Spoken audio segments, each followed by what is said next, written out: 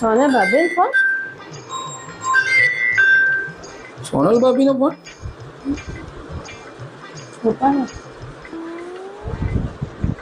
Hello. કેમ છો? મજામાં? હા બોલો બોલો. બેન કોને પણ બેન ફાલ્ગુની. મને નહીં, ભાભીને કહું છું. સોનલ ભાભીને.